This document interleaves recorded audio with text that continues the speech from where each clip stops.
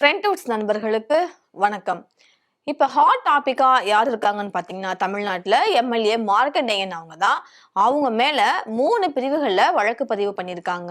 ஏன்னா, இவர் வந்து விளாத்திக்குளம் தொகுதியினுடைய எம்எல்ஏ. கோவில்பட்டியில நடந்த அந்த திமுக கூட்டத்துல இவங்க கலந்துட்டு பேசினாங்க.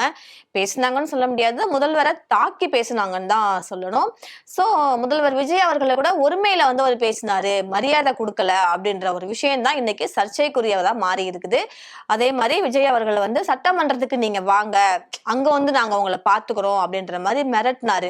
மிரட்டுவோம்ல அந்த ஒரு ஸ்டைல்ல வந்து பேசியிருக்காரு விளாத்திக்குளம் எம்எல்ஏ மார்க்கண்டேயன் அவர்கள். அவங்க அது தொடர்பா நிறைய வீடியோ எல்லாம் வெளியாகி சோசியல் மீடியா ஃபுல்லா அந்த வீடியோ ஃபுல்லாவே வைரல் ஆகிட்டு இருந்துச்சு. சோ இப்படி இருக்கும்போது தான் அவரை வந்து இன்னைக்கு போலீஸ் அரெஸ்ட் பண்ணிருக்காங்க. அப்படி என்னதான் அவர் பேசினாரு அப்படின்னு பார்த்தா என்ன சொல்லியிருக்காருன்னா, மானங்கெட்ட தமிழ்நாட்டுடைய முதலமைச்சர் விஜய் அவர்கள் அவரை சட்டமன்றத்துல வச்சு நாங்க வந்து பாத்துக்கிறோம். எங்களெல்லாம் பார்த்தா உங்களுக்கு எப்படி தெரியுது? கோமாளி பயல்கள் மாதிரி நினைக்கிறீங்களா? கோமாளி மாதிரி தெரியுதா? சட்டமன்றத்தை இவர் வந்து பூட்டுவாராம். அப்படி அவர் பூட்டுனாருன்னா அவர் உடம்புல எலும்பு இருக்காது. அந்த எலும்பை உடைச்சிட்டு அவங்கள வந்து வீட்டுக்கு அனுப்பிடுவோம். எலும்பை உடைச்சு அனுப்புவோம். இப்படி ஒரு கேவலமான ஒரு முதல்வரை தமிழ்நாடு இதுவரைக்கும் பார்த்ததா வரலாறே இருக்காது. மானங்கெட்ட தமிழ்நாட்டினுடைய முதலமைச்சர் உன்னை சட்டமன்றத்துக்குள்ள வச்சு பாத்துக்கிறோம்டா. நாங்க என்ன கோமாளி பையில நினைச்சுக்கிட்டு இருக்கிற? சட்டமன்றத்தை பூட்டுவானா? பூட்டுனா உனக்கு எலும்பு இருக்காது, உடைச்சிட்டு தான் உன்னை அனுப்பி விடுவானா. ஒரு குரல் கூட சொன்னாரு, இடிப்பாறை இல்லாத எமரா மன்னன் கெடுப்பால் இரானும் கெடும் அப்படின்ற மாதிரி ஒரு குரல். அந்த குரலும் சொல்லி கிட்டத்தட்ட 5% வாக்குகள் கூட உங்களுக்கு வந்து கிடைக்காது. அது கூட உங்களுக்கு கிடைக்காம நீங்க தோத்து போவீங்க. உங்க கட்சியும் தோத்து போகும். மக்கள் மத்தியில உங்களால வாக்கு வாங்கவே முடியாது. இப்ப ஐயா காமராஜர் அவங்களை வந்து பொற்கால ஆட்சி கொடுத்தாங்கன்னு சொல்லலாம். அவங்களே வந்து ஒரு இடத்துல தோத்து தானே போனாங்க. சோ காமராஜர் அவங்கள தோற்கடிச்ச போது படிக்காத காமராஜர் அவர்களை படித்த ஸ்ரீனிவாசன் அவர்கள் தோற்கடிச்சாங்க அப்படின்னு சொன்னாங்க. அப்போதைக்கு அண்ணா என்ன சொன்னாங்கன்னா, அறிஞர் அண்ணா, படிக்காத காமராஜர் ஐயா கட்டி வைத்த அந்த ஸ்கூல்ல படிச்சுதான் அந்த ஸ்ரீனிவாசன் அவர்கள் வந்து வெற்றி பெற்றாங்க அப்படின்ற மாதிரி சொல்லியிருந்தாரு. சோ எதிர்கட்சியாக இருந்தாலும் திராவிட முன்னேற்ற கழகம் அப்படின்ற ஒரு கட்சிக்கு நீங்க எவ்வளவு சோதனைகள் கொடுத்தாலும் கூட, ஜெயலலிதா அம்மா அவங்க தோத்து போனப்ப கூட யானையோட காதுக்குள்ள போன சின்ன எறும்பு தான் அப்படின்ற மாதிரி நாசூக்கம் தலைவர்லாம் சொல்லியிருந்தாங்க. சோ எங்களை வந்து கோமாளி அப்படின்னு முதல்வர் இப்ப நினைக்கிறாரா? சட்டசபையில வச்சு அவரை நம்ம கண்டிப்பா வந்து கவனிக்கணும், அதாவது பார்த்து அனுப்பணும். சட்டசபையை நம்ம வந்து கூட்டும் போது முதல்வர் விஜய் அவர்களுடைய எலும்பை உடைச்சிட்டு தான் அவரை வந்து நம்ம அனுப்பி வைக்கணும். தைரியம் இருந்தா சட்டசபையை கூட்டி நீங்க பாருங்க, யாரு ஓடுனதுன்னு நீங்க சொல்றீங்க? கைது செஞ்சுடுவாங்க அப்படின்னு நைட்டோட நைட்டா கரூர்ல இருந்து சென்னைக்கு ஓடுனது யாரு? நாங்க யாருமே பயந்து ஓடலப்பா. ஏன்னா அது மட்டும் இல்லாம கொளத்தூர் தொகுதியில கொத்த புரோட்டா போட்டாங்கன்னு சொல்றீங்களே, இது முதலமைச்சருக்கான பேச்சா இது? இதே மாதிரி ஆயிரக்கணக்கான புரோட்டா கடைகள் எல்லாம் நாங்க வந்து பார்த்திருக்கோம், வந்துட்டாங்க புதுசா அப்படின்ற மாதிரியும் பேசியிருக்காரு. விவசாயிகள் கடனை தள்ளுபடி பண்ணது திராவிட முன்னேற்ற கழக அரசு. ஆனா தமிழகத்துல இன்னைக்கு விவசாயிகளுக்கு என்ன நடக்குது? 3 வயசு குழந்தையில இருந்து 95 வயசு பாட்டி வரைக்கும் யாராலுமே சுதந்திரமா நடக்க முடியலங்க. ஒரு பாதுகாப்பு இல்லைங்க அப்படின்ற மாதிரி அவர் பேசியிருக்காரு. சோ நாளைக்கு நம்ம என்ன செய்ய போறோம் அப்படின்ற எந்த ஒரு சிந்தனையுமே வந்து முதல்வர் அவர்களுக்கு கிடையாது. அவருடைய அமைச்சர்களுக்கும் வந்து கிடையாது. 2000 ரூபாய் காசு வாங்கினாங்கன்னு சொல்லி திருச்செந்தூர் கோயில இருக்கக்கூடிய அந்த குருக்களை வந்து சஸ்பெண்ட் பண்ணாங்க அமைச்சர். ஆனா 100 கோடி மதிப்புல பழனி முருகனுக்கே வந்து மொட்டை போட்டாங்க இல்லையா ஒரு கேஸ். அந்த கேஸுக்கு என்ன நடவடிக்கை எடுத்தாங்க?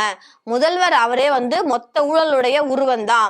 இப்ப 100 ரூபாய் சினிமா டிக்கெட்டை 2000 ரூபாய் 1000 ரூபாய்க்கு வித்தவங்க தானே அவங்க. இப்ப திமுக தலைவரை அவமரியாதையா பேசுவாங்களா? அப்படி பேசினாங்கன்னா அவங்கள அடிச்சு விரட்டுறதுக்கு நாங்க தயாரா இருக்கிறோம். எந்த இடத்துல என்ன பேசினாலும் நாங்க அடிப்போம்.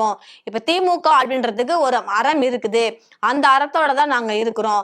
ஆனா நீங்க அங்க வந்து நின்னுகிட்டு அப்பாவை காணும் தேடிட்டு இருக்கிறேன் அப்படின்னு நீங்க சொல்றீங்கன்னா இது வந்து ஒரு முதல்வருக்கான மாண்பு மரபு கிடையாது அப்படின்னு சொல்ற மாதிரி முதல்வர் அவர்களை வந்து ஒருமையில விமர்சிச்சாங்க, மரியாதை கொடுக்கல, இப்படி எல்லாம் பேசியிருந்தாங்க விளாத்திக்குளம் எம்எல்ஏ.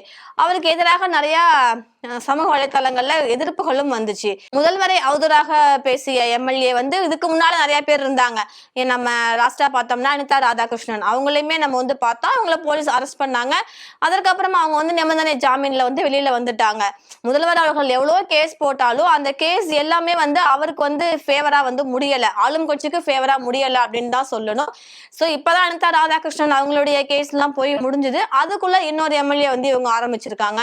அதுவும் சாதாரணமா இல்ல, மிரட்டுற ஒரு தோனியில வந்து இவங்க பேசியிருக்காங்க அப்படின்னு சொல்லிட்டு தான் இந்த எம்எல்ஏ மேல 3 பிரிவுக்கு மேல வந்து போலீசார் வந்து வழக்கு பதிவு செஞ்சிருக்கிறாங்க.